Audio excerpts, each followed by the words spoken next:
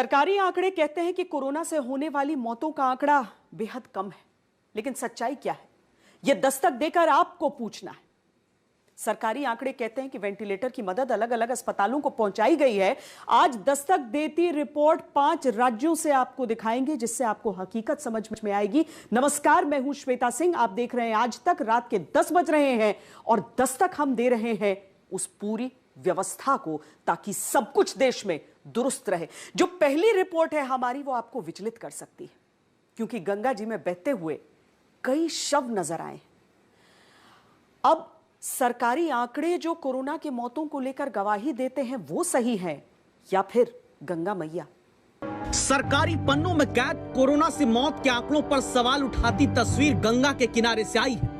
क्या गंगा में बहती आम लोगों के शवों की बढ़ती गिनती इस बात की तरफ इशारा करती है कि सरकारी फाइलों में मौत के आंकड़े सच्चे नहीं हैं? ये शव किसके हैं, कहां के हैं, कहां से बहकर आए हैं? क्या नदी किनारे फैले ये शव गांवों में फैलती कोरोना की लहर की एक अशुभ सूचना का अंदेशा जताते हैं? क्या शमशान घाटों पर अंतिम क्रिया की लाइनें इतनी लंबी हो चुकी हैं कि लोग अपनों को कोरोना से खोकर उनके शव गंगा में यूं बहा दे रहे हैं? इन सारे सवालों की जड़ में है ये तस्वीरें विचलित कर सकती हैं, लेकिन सच्चाई जानना जरूरी है, क्योंकि बिहार में बक्सर के चौसा पास के करीब गंगा के किनारे घाट पर एक दो नहीं बल्कि कई सारे शव बहते नजर आए हैं। और इन्हीं शवों की गिनती और शव किसके हैं, कहां से आ रहे हैं, सब सवालों पर स्थानीय लोग और प्रशासन की जुबान पर अलग अलग बयान है। पहले एसडीओ को सुनते हैं। इधर गंगा जी में दिख रही हैं 10-12 लाशें जो दिख रही हैं, उसका ये पता किया गया कि गंगा जी में ही दूर से प्रवाहित होकर वो लाशें आई हैं और वो हमारे घाट की तरफ वो किनारे पर लग गई हैं, जिसका डिस्पोजल हम लोग अभी करवा रहे हैं। उनको हम लोग दफन करवाएंगे। लेकिन बक्सर में गंगा किनारे बहते मिले इन्हीं शवों पर यहीं के बीडीओ अशोक कुमार, उनके आंकड़े कुछ और कहते हैं। यहाँ लाशें बह के आ रही हैं। कहाँ से बह के आ रही हैं? हुई लाशें कहीं दूर से आ रही हैं। जैसे देखने में ये आ रहा है कि गंगा जी के किनारे हर 200 मीटर 100 मीटर की दूरी पे लाशें लगी हुई हैं, क्योंकि इस श्मशान घाट की ये लाशें नहीं हैं। यहाँ पे करीब 40 से 50 लाशें आके लगी हुई हैं। जब हम इसकी पड़ताल करते हैं तो यहाँ के घाट के किनारे स्थानीय जनता तक पहुँचते हैं और कहानी नए दावों के साथ पलटती नजर आती है। जब से मौजूद हूँ मैं यहाँ पर, कभी 30-35 लाशें आ चुकी। कोई जल प्रवाह कर दिया, कोई जला दिया। कितने लाशें हैं सब मिलाकर? सब मिलाकर अरे माने जो पानी में खड़ा है वो कम से 100-150 लाशें हैं। वो 150 लाशें हैं। हाँ, संक्रमित लाशें हैं वो। अब एसडीओ का आंकड़ा सच्चा है, बीडीओ का आंकड़ा सच्चा है, या फिर स्थानीय लोग? सवाल उठता है कि शव कहाँ के हैं। बक्सर का प्रशासन इसके लिए अपनी दलील में इन्हें उत्तर प्रदेश के लोगों का शव बताता है। बक्सर का जो है बॉडी जो है वो बक्सर का नहीं है, वो प्रवाह होकर आ रहा है। और जो भी प्रथम दृष्टया जो हमारी टीम है, जो हम लोगों को इन्फॉर्मेशन मिली है, उसमें यह है कि लाश जो है लगभग 2-3 दिनों का है। और आप अगर नॉर्मल देखेंगे, कोई बॉडी अगर जहाँ डुबाया जाता है और प्रवाह में जो है उसी जगह वो ऊपर नहीं आएगा, तो इसका इलाज तो कहीं न कहीं से आ ही रही है। अब वो अन्वेषण का विषय है कि वो बारे से आ रही है कि बनारस से आ रही है कि इलाहाबाद से आ रही है, क्योंकि ये लाशें जो दिख रही हैं, लगता है कि ये 5-7 दिन से बहती हुई लाशें हैं, क्योंकि ये फूल गई। इतनी जल्दी लाशें फूलती नहीं हैं और हमारे यहाँ लाश प्रवाहित करने का कोई परंपरा नहीं रही है। यूपी के प्रशासनिक अधिकारियों का बयान आना अभी बाकी है। सवाल ये कि क्या ये शव सरकारी फाइलों में दर्ज मौत के आंकड़ों में शामिल हैं? और चिंता की बात यह है कि अगर ऐसे ही नदी किनारे शव फैलते रहे तो क्या कोरोना का संक्रमण और बुरी तरह फैलेगा? पुष्पेंद्र पांडे, बक्सर, आज तक। देश में कोरोना की वजह से जो मौतें हो रही हैं वो बीमारी के कारण तो हैं, लेकिन इसके साथ ही साथ कुव्यवस्था की वजह से भी हैं, सरकारी प्रबंधन की वजह से भी हैं, उन दावों की वजह से भी हैं जो सिर्फ हवाई हैं। अब वेंटिलेटर्स को ले लीजिए। अस्पतालों में अगर वो कमरों के भीतर बंद होकर धूल चाटते रहेंगे तो आखिर किसी मरीज की जान कैसे बचा सकते हैं? 5 राज्यों से हमारी पड़ताल वाली ये रिपोर्ट देखिए। का कमरा जो है ये पिछले 8 महीने से बंद पड़ा है। हमारे पास लैब टेक्नीशियन नहीं है, एनेस्थीसिस्ट भी हमारे एक्सपर्ट नहीं है, हमारे यहाँ एचआर की। अभी ये बिल्कुल सील बंद है, पैक्ड है, इसका इस्तेमाल अभी नहीं हो पा रहा है। स्टाफ की कमी है, डॉक्टर की कमी है जो कि उसको चलाएंगे। मरीजों की जिंदगी में सांसों की उम्मीदों पर ताला बंद करने वाली वजहों को आपके सामने लाने पहुंचा है आज तक। आम आदमी को कोरोना के कारण अपने शहर में इलाज के लिए दर दर भटकाने वाले पर्दों को आज खोलने जा रहा है आज तक। आपको दिखाकर ये हम बिहार के स्वास्थ्य मंत्री और पूरी सरकार के साथ स्वास्थ्य प्रबंधन के हर अधिकारी को पूछना चाहते हैं कि 6 महीने से लेकर 8 महीने बाद भी जो वेंटिलेटर आम लोगों को जिंदगी की सांस दे सकते थे, वो धूल क्यों फांक रहे हैं? क्यों वेंटिलेटर 8-8 महीने बाद भी पॉलीथीन सजाकर जस के तस पड़े हैं? जिसके लिए पहले चलते हैं बिहार की राजधानी पटना से 6 घंटे की दूरी पर मौजूद अररिया के सरकारी सदर अस्पताल में, जहां आज तक संवाददाता रोहित सिंह पहुंचते हैं। तो सरकारी अस्पताल के 76 नंबर कमरे में बंद ताला चौंकाता है। रोहित सिंह कर्मचारी को बुलवाकर इस कमरे को खुलवाते हैं तो सरकारी अस्पतालों में इलाज के नाम पर क्रूरता की कहानी सामने आती है। बहुत ध्यान से इस कमरे से आई रिपोर्ट को देखिएगा, क्योंकि 1, 2, 3, ये 4, ये 5वां और ये 6ठा, जी हाँ, जो 6 वेंटिलेटर कोरोना के सबसे बड़े संकट काल में जिंदगी आम गरीब आदमी को दे सकते थे, वो वेंटिलेटर क्या इस्तेमाल हुए होंगे? जहां वेंटिलेटर के साथ के बेड की पॉलीथीन भी आज तक स्वास्थ्य विभाग और अधिकारी नहीं उतरवा पाए हैं। तस्वीरें हम लगातार बिहार के अस्पतालों की दिखा रहे हैं, जहां पर संसाधनों की बर्बादी साफ तौर पर देखी जा रही है। और इसी क्रम में इस वक्त हम अररिया ज़िले में मौजूद हैं, सदर अस्पताल में इस वक्त हम हैं, और आपको हम दिखा रहे हैं किस तरीके से यहाँ पर आईसीयू कमरे में जो है वेंटिलेटर्स की क्या स्थिति है। देखिए, मैं आपको तस्वीरें दिखा रहा हूँ। इस आईसीयू का कमरा जो है ये पिछले 8 महीने से बंद पड़ा है, और जो हमें जानकारी मिली है कि देख सकते हैं इस अस्पताल को 6 वेंटिलेटर्स जो हैं वो मुहैया कराए गए थे 8 महीने पहले, मगर 6 के 6 वेंटिलेटर्स जो हैं इस वक्त कार्यरत नहीं है, इनका इस्तेमाल तक शुरू नहीं हुआ है। वेंटिलेटर यानी वो मशीन जो मरीजों के फेफड़े तक ऑक्सीजन पहुंचाकर उनकी जीवन रक्षा करती है। वो मशीन जो पीएम केयर्स फंड यानी prime ministers citizen assistance and relief in emergency situation fund के तहत पहुंचाई गई। वो मशीन जिसको पाने के लिए बड़े शहरों में लोग अपना घर तक बेचकर इलाज प्राइवेट अस्पताल में कराने को तैयार है। वही लाइफ सेविंग मशीन महीनों से आकर अररिया के सरकारी अस्पताल में धूल फांक रही है। बिहार में जो भी दावा करता है कि स्वास्थ्य सुविधा जन जन तक पहुंचाने में प्राण झोंक दिए हैं सिस्टम ने, उसे अब ये तस्वीर देखकर शर्म से डूबना चाहिए, क्योंकि वेंटिलेटर तो शौचालय के पास तक पड़े हुए हैं बिना इस्तेमाल किए।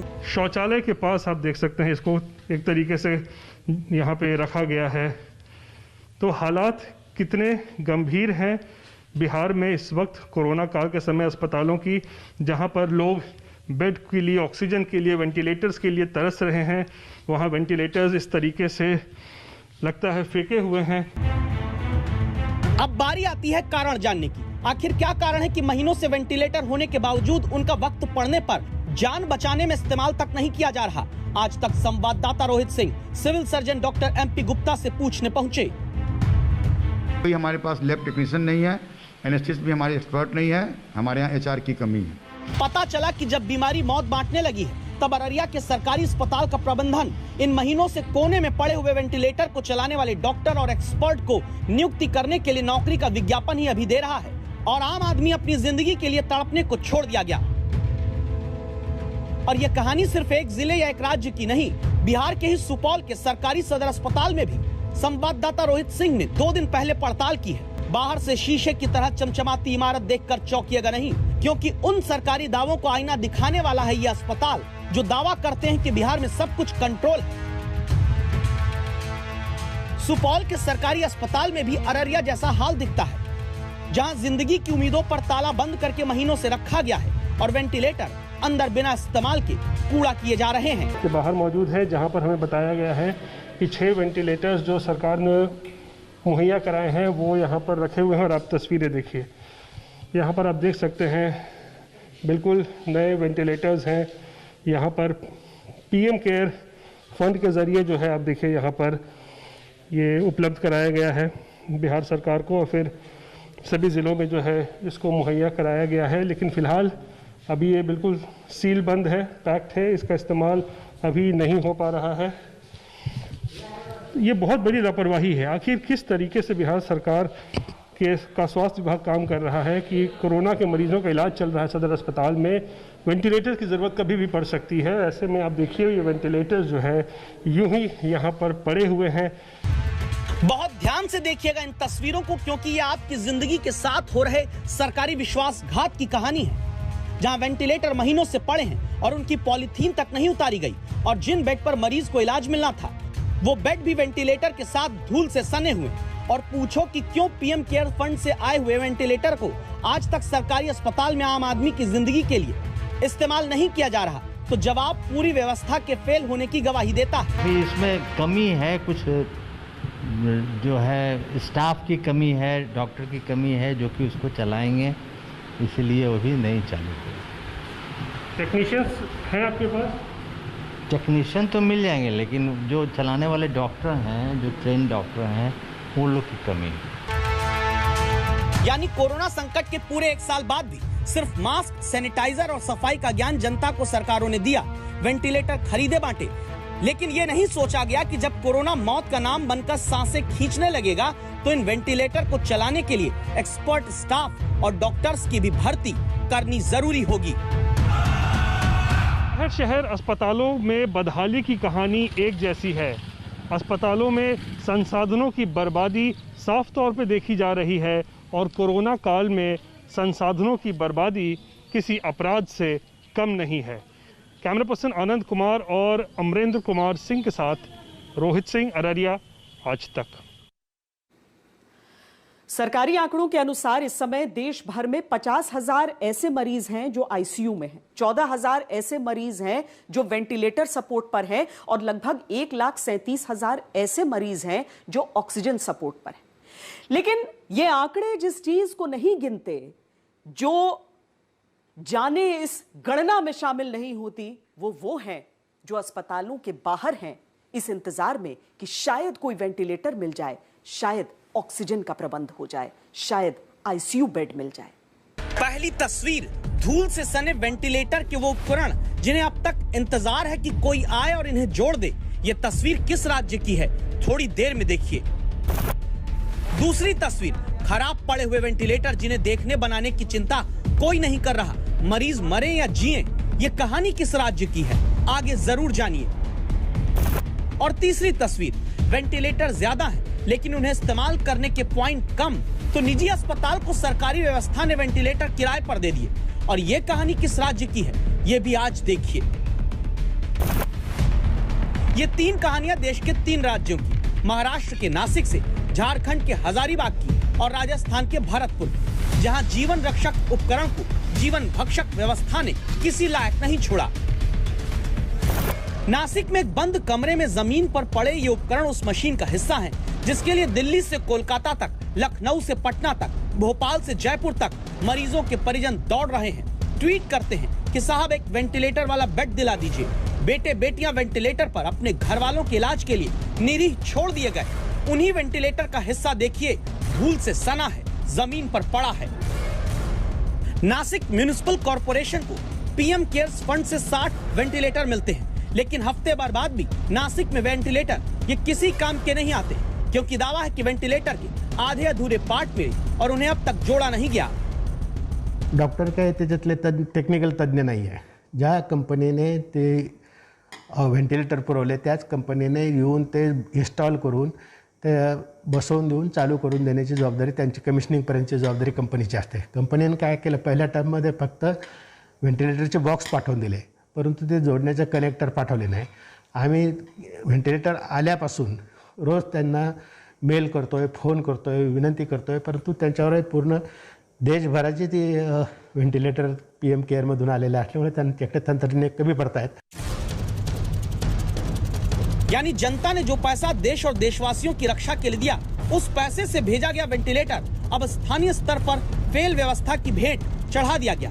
और इस अव्यवस्था की निशानी झारखंड के हजारीबाग में भी देखिए, जहां दावा है कि जनता की जान बचाने के लिए दिए गए 38 में से 35 वेंटिलेटर खराब पड़े हैं। तो राजस्थान के भरतपुर की कहानी जानिए, जहां के प्राइवेट अस्पताल में जो वेंटिलेटर आप देख रहे हैं ये सरकारी वेंटिलेटर है। तो सरकारी वेंटिलेटर से आरोप है कि प्राइवेट अस्पताल वाले कई गुना ज्यादा फीस लेकर आम आदमी को जिंदगी देने की बात करते हैं, क्योंकि पीएम केयर्स फंड से जितने वेंटिलेटर भरतपुर में सरकारी प्रशासन को जनता के जीवन की रक्षा के लिए दिए गए, उतने पॉइंट ही लगाकर चलाने की व्यवस्था सरकारी अस्पताल नहीं कर सका।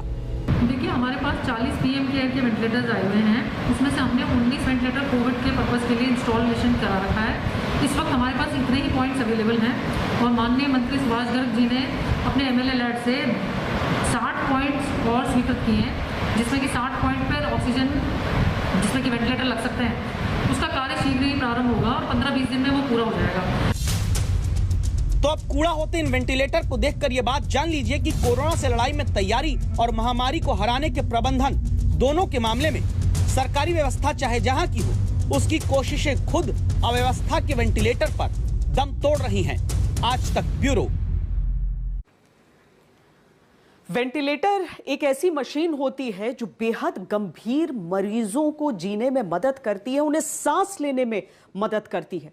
लेकिन ऐसे गंभीर मरीजों को भी उत्तर प्रदेश के इटावा में कितना लंबा इंतजार करना पड़ा वो हम आपको दिखाते हैं। और ये वेंटिलेटर्स भी तब इस्तेमाल में लाए गए जब आज तक पर खबर दिखाई गई। हमारे हाथ होते हैं स्टाफ नर्स, हमारे जो है वार्ड बॉय, हमारे स्वीपर, इन सब की हमारे पास बहुत ज़्यादा अभाव है। सारे मरीज, सारे क्रिटिकल मरीज हमारे पास आ रहे हैं, जिस कारण से जो है ये सिलसिला जो है डेथ का। वो जिंदा आए, लेकिन सिर्फ इसलिए सफेद कफन में लिपट कर नहीं लौटे कि कोरोना हुआ था।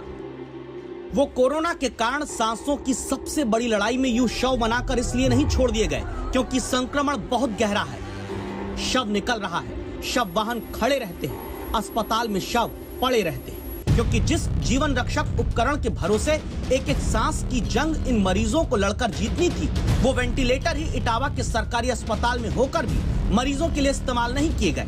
क्यों नहीं हुए? क्यों पड़े रहे वेंटिलेटर? जब बड़े बड़े महानगरों में एक एक वेंटिलेटर बेड के लिए तरसते हैं लोग, तब इटावा के सरकारी अस्पताल में बने कोविड सेंटर में पता चलता है कि 18 वेंटिलेटर है, लेकिन इस्तेमाल नहीं होते। उस इटावा में जहां रोज दावा हुआ कि 200 से ज्यादा मरीज की जान कोरोना के कारण खतरे में पड़ रही है। वेंटिलेटर की कमी है, ऑक्सीजन हमारे पास है, सिलेंडर्स भी उपलब्ध हैं और ऑक्सीजन कंसंट्रेटर भी उपलब्ध है। ऑक्सीजन हम दे पा रहे हैं, लेकिन इस बीमारी में क्योंकि लंग्स में पानी भर जाता है, एडिमा हो जाता है, जिसकी वजह से सिर्फ नॉर्मल ऑक्सीजन से प्रेशर से हवा नहीं जा पाती है, उसके लिए प्रेशर से ऑक्सीजन चाहिए, उसके लिए वेंटिलेटर चाहिए, जो कि हमारे पास अभी उपलब्ध नहीं है। वेंटिलेटर उपलब्ध नहीं है, ऑपरेटर उपलब्ध नहीं है सर। वेंटिलेटर उपलब्ध है, उसके लिए एक सेंट्रल ऑक्सीजन सप्लाई चाहिए होती है, उसके लिए एनेस्थेसिस डॉक्टर चाहिए, उसके लिए पूरा प्रॉपर आईसीयू सेटअप चाहिए, जो आमतौर पे किसी भी डिस्ट्रिक्ट हॉस्पिटल में नहीं होता है। सारे मरीज, सारे क्रिटिकल मरीज हमारे पास आ रहे हैं, जिस कारण से जो है ये सिलसिला जो है डेथ का जो है बढ़ गया है। इसी कहानी को जब आज तक ने प्रमुखता से दिखाया तो उस प्रशासन की नींद टूटी जिसके जिम्मे इन वेंटिलेटर्स को मरीजों की जान बचाने के लिए अब तक काम करना चाहिए था।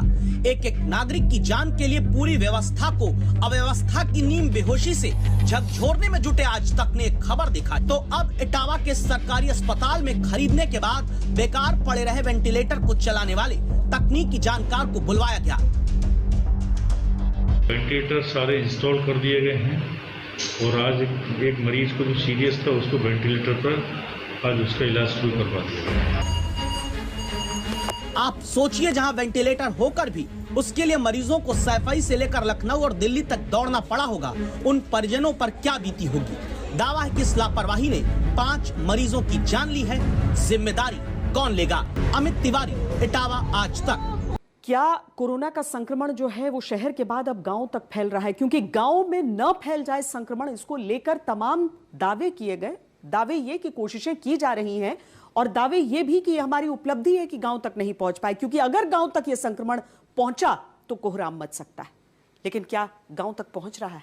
इसके कुछ संकेत मिलते हैं। दस्तक की शुरुआत में हमने आपको दिखाया था कि इस तरीके से गंगा जी में बहते हुए शव नजर आए बक्सर में। अब गंगा जी के किनारे ही बसा हुआ एक दूसरा शहर है कानपुर, जहां के 2 गांवों से गांव वालों के मरने की जो खबरें आ रही हैं, वो जिस संक्रमण से मौतें हुई हैं उसके लक्षण कोरोना से मिलते जुलते हैं, और इसीलिए आशंका जताई जा रही है कि क्या ये मौतें वाकई कोरोना से हुई हैं। मौत हो चुकी है 15-20 दिन के अंदर, और सांस बुखार आता है, बस सांस कमी, पानी खत्म। शाम को गला बुखार आ गया, सवेरे गला खत्म हो गया। ये जानकारी मिलती है, एक दिन में 5-5 आदमी मरते। अब यही जानकारी मिल रही कि फलाने मरी गए, ठिकाने मरी गए, ऐसे सब पता लागत करीब 20 आदमी मर चुका, 20-25। यही सब कात कोरोना से मरी गए, कोनो कात बीमारी से मरी गए, यही सब बता रहे लोग। हमारे गाँव में मृत्यु हो रही है, ये कब तक ऐसा करेगा, इसके आगे बोलने की हमारी क्षमता नहीं है। शासन प्रशासन स्वयं सब देख रहा है, क्या कर रहा है, सब बातचीत कर रहे हैं कि ये करेंगे वो करेंगे। कोई भी यहाँ पर आज तक एक दिन आए इधर उधर वो छिड़कते रहे, न दवाइयाँ मिली न कुछ मिला। उत्तर प्रदेश के कानपुर के 2 गांव जहां एक जैसा खौफ है। दावा है कि पिछले 2 हफ्ते से यहां पर लगातार लोग मर रहे हैं, लेकिन सवाल है क्यों? क्या इसके पीछे कोरोना है? क्या उत्तर प्रदेश में शहरों के बाद गाँव में भी कोरोना फैल गया है? कानपुर के पास के इन 2 गाँव में आखिर रहस्यमय मौत की वजह क्या है? इसकी ग्राउंड रिपोर्ट आप देखें, उससे पहले आप इस खंडर को देखिए। कोरोना से लड़ते उत्तर प्रदेश के प्रशासन के दावों की हकीकत बताएं, लेकिन कानपुर के घाटमपुर में क्यों लोगों के एक के बाद एक मरने का दावा किया जा रहा है? ये जानने के लिए आज तक संवाददाता जितेंद्र बहादुर सिंह ग्राउंड जीरो पर पहुंचे। कोरोना का कहर अब गांव तक भी बहुत तेजी से अपने पैर पसार रहा है। मैं इस वक्त कानपुर से 50 किलोमीटर दूर उस जगह पर मौजूद हूं जो घाटमपुर से करीब 4 किलोमीटर पहले पड़ता है, और इस जगह का नाम है जहांगीराबाद। यहाँ पर बहुत सारे लोगों की मौतें हुई हैं। गांव में जिस तरीके से लोगों को इस बात का पता नहीं चल पा रहा है कि उनको बुखार होता है, बुखार होने के बाद खांसी, इसके साथ ही ऑक्सीजन लेवल कम होता है, और इन तमाम चीज़ों को देखते हुए यहाँ स्वास्थ्य सुविधाएं ज़्यादा बेहतर नहीं हैं। इस वजह से लोगों को कुछ पता नहीं चल पा रहा है और भारी संख्या में लोगों की मौत हो रही है। उत्तर प्रदेश प्रशासन को इस ओर ध्यान देना पड़ेगा और गांव की तरफ एक तरफ ये देखना होगा कि स्वास्थ्य सेवाएं वहां पर किस तरीके से आगे बढ़ सके। कानपुर शहर से 50 किलोमीटर दूर इस जहांगीराबाद गांव में पिछले 20 दिनों में 25 से 30 लोगों की मौत हो गई है। लोगों का ये कहना है कि बहुत सारे लोगों को बुखार, खांसी, जुकाम हुआ और उसके बाद उनकी मौत हो गई। गांव में यहाँ पर आपको दिखाना चाहेंगे कि किस तरीके से लोग, जो गलियां हैं वो यहाँ पर सन्नाटा पसरा हुआ है। लोग हालांकि यहाँ कोशिश ये नहीं कर रहे हैं कि उनको मास्क किस तरीके से लगाना है, सावधानी कैसे बरतनी है। गांव में बहुत सारे लोग अभी भी अपने आप को यहाँ पर सही तरीके से सुरक्षित नहीं रख रहे हैं। इस गांव के लोगों ने हमारी टीम को बताया कि मरने वालों को सर्दी, खांसी, जुकाम, बुखार होने के बाद सांस लेने में तकलीफ हुई और उसके बाद उन्होंने दम तोड़ दिया। ये सब इतनी तेजी से हो रहा है कि मरीजों को अस्पताल तक ले जाने का वक्त नहीं मिल पा रहा। लेकिन बड़ा सवाल ये है, क्या इस सब के पीछे कोरोना है? मौत यहाँ पर हो रही है, पता नहीं चल रहा है कि किस वजह से हो रही है। क्या इसकी एक वजह कोरोना भी बताया जा रहा है? जी, इससे स्पष्टीकरण अभी तो नहीं है कि किस वजह से मौतें हो रही हैं, लेकिन हाँ ये पता चलता है कि सांस लेने में दिक्कत की समस्याओं से अधिकतर लोगों की मौत यहाँ हुई है और शासन या प्रशासन के द्वारा कोई भी यहाँ सहायता नहीं मिल पाती है। जबकि ये नेशनल हाईवे 86 है, इसी रास्ते से हमारे यहाँ तहसील मुख्यालय के तमाम अधिकारी निकलते हैं, लेकिन कोई भी ध्यान नहीं देता। आज तक हमारे गाँव में सैनिटाइजर नहीं हुआ है, जबकि विधायक जी हर गाँव में जाते हैं और यहाँ तक नहीं आते हैं विधायक जी कि यहाँ भी सैनिटाइजेशन कराया जा सके और लोगों को जागरूक किया जा सके। ऐसा कोई भी कदम शासन का या प्रशासन के द्वारा नहीं उठाया जाता है। कि लॉकडाउन चल रहा है, आप देख सकते हैं यहाँ के, ये लॉकडाउन लगता है आपको, लॉकडाउन का कोई भी पालन हमारे गांव में नहीं होता है। कितने लोगों की और किन किन घरों में इस तरीके से डेथ हुई है जिनको खांसी, जुकाम, बुखार रहा हो? क्या गांव के अंदर कुछ टेस्टिंग कराया जा रहा है? इसके बारे में क्या जानकारी? गाँव के अंदर अभी तक कोई टेस्टिंग नहीं हुई है, कोई भी जानकारी लोगों को नहीं है। ना कोई अधिकारी यहाँ आया है स्वास्थ्य विभाग से, ना स्वास्थ्य कर्मी यहाँ आते हैं, ना एएनएम या किसी भी प्रकार की स्वास्थ्य सेवाओं के बारे में जानकारी लोगों को नहीं दी जा रही है, ना ही जागरूक किया जा रहा है। ये दावा अपने आप में बहुत चौंकाने वाला है कि जिस गांव में लगातार संदिग्ध मौत हो रही है वहाँ प्रशासन टेस्ट तक करवाने का वक्त नहीं निकाल पा रहा। ये जानने में उसकी कोई दिलचस्पी नहीं है कि आखिर इस गांव में इतनी मौत क्यों हो रही है। आपके पास क्या जानकारी है, गांव में किस तरीके से और कितने लोगों की इस वक्त डेथ हुई है, क्या जानकारी मिली? 30 आदमी की मौत हो चुकी है 15-20 दिन के अंदर। और सांस बुखार आता है, बस सांस कमी, पानी खत्म। शाम को गला बुखार आ गया, सवेरे गला खत्म हो गया। ये जानकारी मिलती है। एक दिन में 5-5 आदमी मरते हैं। कोई आज तक सरकारी कोई सुविधा नहीं, कोई अधिकारी नहीं आता यहाँ। व्यवस्था क्या दी जा रही है? कोई व्यवस्था नहीं है, कोई व्यवस्था नहीं है। कोई हमें लोग जो गए स्टोर से ले आए, दवा ये खिलाई, ये करो, काढ़ा बनाओ, ये पियाओ, तो उसके बाद कोई फायदा नहीं। चेकिंग जांच? कोई जांच नहीं है, कोई जांच नहीं है अभी तक। अब यही जानकारी मिल रही कि फलाने मरी गए, ढिकाने मरी गए, ऐसे सब पता लागत करीब 20 आदमी मर चुका है, 20-25। अच्छा, वजह का है? अब वजह का है यही सब, कात कोरोना से मरी गए, कोनो कात बीमारी से मरी गए, यही सब बता रहे लोग बाग। हम तो भैया जाते नहीं कहीं बाहर इधर उधर। जिस उत्तर प्रदेश में लॉकडाउन लगा है, तमाम पाबंदियां जनता पर लगाई गई, बावजूद इसके जहांगीराबाद में हमें सब कुछ आम दिनों जैसा लगा। यहाँ तक कि कई बुजुर्ग हमें बिना मास्क के ही मिले। कोरोना इसी वजह से आदमी यहाँ 25-30 मर चुके हैं। अच्छा, एक हफ्ते के अंदर, 15 दिन के अंदर 25-30 आदमी मर चुके हैं। कोरोना का डर ज्यादा है। शासन प्रशासन से कोई मतलब नहीं, कोई आता जाता नहीं है। सोचिए, जिस महामारी को लेकर लोगों के दिलों में डर है, उससे बचने के लिए वो मास्क लगाने को तैयार तक नहीं है। जबकि हाल ही में इस गांव में एक बुजुर्ग की सांस में तकलीफ होने से मौत हो गई। ये है जहांगीराबाद। यहाँ पर पिछले कुछ दिनों में जिस तरीके से ज्यादा मौतें हुई हैं, उसमें से एक परिवार के बीच मैं इस वक्त मौजूद हूँ। यहाँ पर आपको दिखाना चाहेंगे कि इस परिवार में जिन सदस्य की डेथ हुई है, उनके बारे में ये बताया जा रहा है कि उनको पिछले कुछ दिनों में सांस लेने में तकलीफ हो रही थी, साथ ही उनको अस्थमा की प्रॉब्लम थी। बेसिकली इनको प्रॉब्लम अस्थमा की पहले से रही है, सांस लेने में दिक्कत, लेकिन अभी इस बीच में सांस की प्रॉब्लम हुई। ऑक्सीजन सिलेंडर कानपुर में कहीं पर भी नहीं अरेंज हुआ। घाटमपुर से इनका अरेंजमेंट किया गया, घाटमपुर से इनको सिलेंडर दिलाया गया। फिर कानपुर ले गए तो वहाँ पर डॉक्टर टहलाते रहे कि आप यहाँ ले जाइए, वहाँ ले जाइए। फिर लौट के घर पे आए। घर पे लाने के बाद ये शाम को सही रहे, ऑक्सीजन सिलेंडर जब हटाया गया है, और मॉर्निंग में वही 5:40 पे ही खत्म हो गया। जहांगीराबाद कानपुर के घाटमपुर इलाके में आने वाला गांव, जिसकी आबादी 6000 और यहाँ तकरीबन 3300 वोटर है। फिर भी इस गांव में अगर कोई बीमार हो जाए तो कोई सुविधा नहीं है। इसकी बड़ी वजह ग्रामीण स्वास्थ्य केंद्र की ये बदहाली है। ये पूरा स्वास्थ्य केंद्र इस वक्त खंडहर बन चुका है और यहाँ पर किसी भी तरीके से कोई भी व्यवस्था नहीं दी जाती है। यहाँ स्वास्थ्य केंद्र पर ताला लगा हुआ है और यहाँ लिखा हुआ है स्वास्थ्य केंद्र जहांगीराबाद।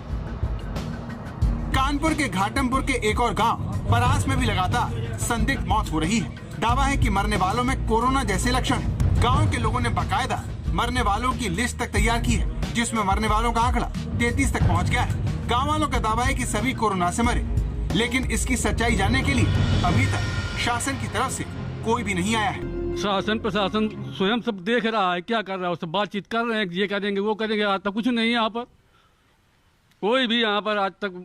एक दिन आए, इधर उधर वो छिड़कते फिरते रहे, न दवाइयाँ मिली न कुछ मिला। जब भी कोई जाता है, आए 2-4 लोगों को देखा, देख कर ही चले गए, भग गए यहाँ से। सोचिए, जिस कोरोना की दूसरी लहर ने सारे देश को परेशान कर रखा है, जिसके गांव में जाने का खतरा मंडरा रहा है, उस महामारी को लेकर प्रशासन का रवैया कितना चिंताजनक है।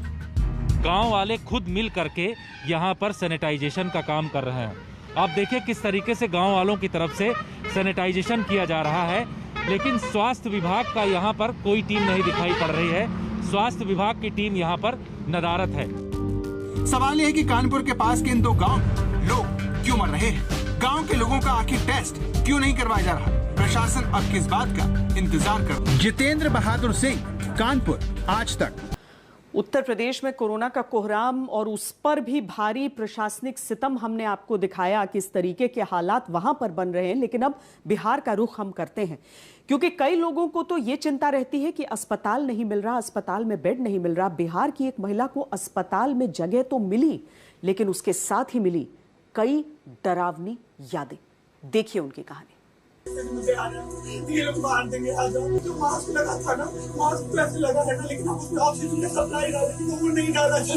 पैर फूटा था सर, राजेश्वर हॉस्पिटल आ गए सर, बाबू के लाश के साथ में निकली सर। अरे ये बेड अभी तक नहीं खाली हुआ है, खाली नहीं हुआ है मतलब क्या, कोई फर्क नहीं, ऑक्सीजन का टैंक मुझे खा जाएगा। ऑक्सीजन की कमी से मेरा बाबू चला गया सर। प्रॉमिस किए थे ना, डायमंड का बैंगल याद है ना, बाबू ने बोला, बस वो लास्ट लाइन था मेरे बाबू के लिए, फिर करके सबने मार दिया सर। आंखों में आंसू लिए ये सिर्फ एक महिला के दर्द की दास्तान नहीं है, ये बिहार के उस पूरे स्वास्थ्य सिस्टम के स्याह चेहरे की कहानी है जो कोरोना की मार से कराह रहा है।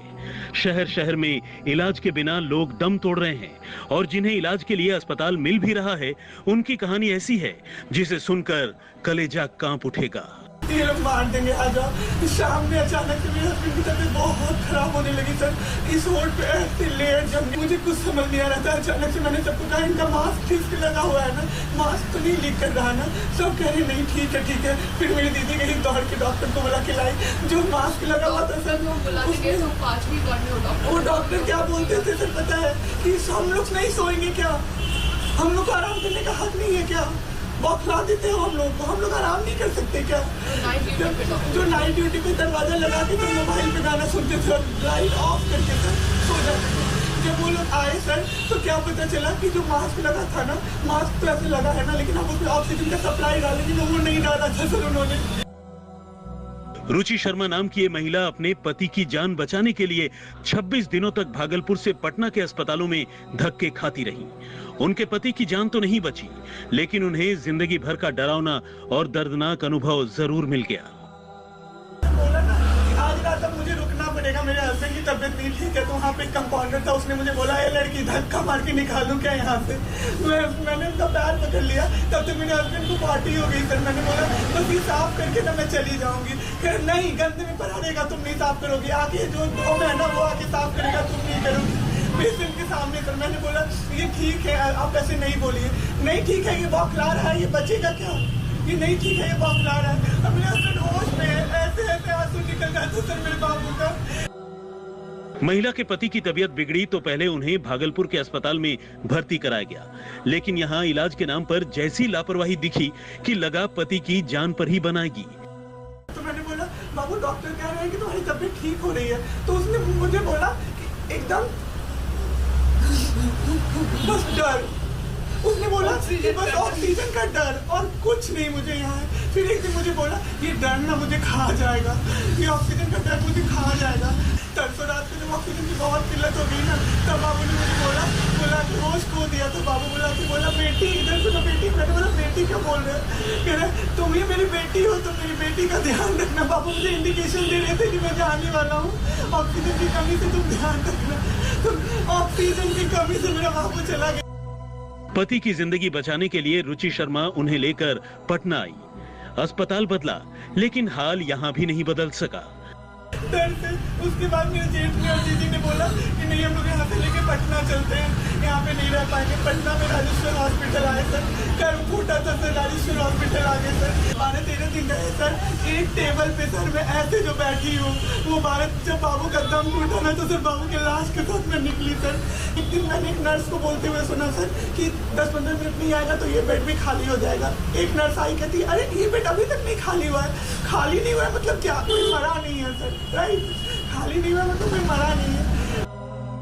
आंखों के सामने ये महिला अपने पति को तिल तिल कर मरती देखती रही। डॉक्टर और अस्पताल वालों के सामने गिड़गिड़ाने के अलावा उसके सामने कोई चारा नहीं था।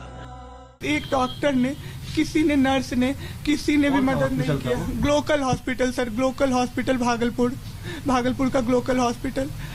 उसके बाद वहाँ पे कोई केयर नहीं होता था। मेरे हस्बैंड पॉटी करके, यूरिन पास करके 4-4 घंटा 10-10 घंटा पड़े रहते थे, कोई क्लीन नहीं करता था। वो फोन करके बोल नहीं पा रहे थे, मेरे हस्बैंड फोन करके मुझे बुलाते थे, मैं जाती थी, मैं क्लीन करती थी। एक आदमी को मैंने बोला कि आप मदद कीजिए, तो उसने मेरा दुपट्टा खींचा और मेरे कमर पे हाथ रखा। उसका नाम ज्योति कुमार है, वो हाइट 6 फीट के करीब है, और ज्योति कुमार जेंट्स है, वो ज्योति कुमार। उसने मेरे साथ खराब व्यवहार किया। मेरे हस्बैंड ने देखा, उनका पूरा ये पसीना से भीग गया सर, लेकिन बाबू मेरा कुछ बोल नहीं पा रहा था, तभी कुछ बोल नहीं पा रहा था। उसके बाद उसने बाहर आके मुझे मुस्कुरा के बोला, ज्योति कुमार ने, कि आप ध्यान रखूंगा आपके हस्बैंड का। रुचि ने अपने पति की जिंदगी बचाने के लिए पानी की तरह पैसा बहाया, ब्लैक में ऑक्सीजन तक खरीदी, लेकिन जान नहीं बचा सकी। बिहार में मरीजों के बेहतर इलाज के बड़े बड़े दावे करने वालों की सच्चाई बताने के लिए रुचि शर्मा की कहानी कम नहीं है। सफाई से अपने सत्यवान को मैं नहीं बचा पाया, तो मिलके मार दिया सर, सबने तीनों जगह पे टॉर्चर करके सबने मार दिया सर बाबू। ये दास्तान केवल रुचि की नहीं है, बल्कि रुचि जैसी कई महिलाएं अस्पतालों के और उसके कर्मचारियों के शोषण और दुर्व्यवहार का शिकार हो रही हैं। रुचि ने अपने पति को खो दिया है, लेकिन वो चाहती है कि जो खौफनाक मंजर अस्पतालों का व्यवहार उनके साथ हुआ है, उन्होंने देखा है, वो सबके सामने हो। कैमरामैन नदीम आलम के साथ सुजीत कुमार झा, पटना, आज तक। दस्तक में आज के लिए इतना ही। देश और दुनिया की बाकी खबरों के लिए आप देखते रहिए आज तक।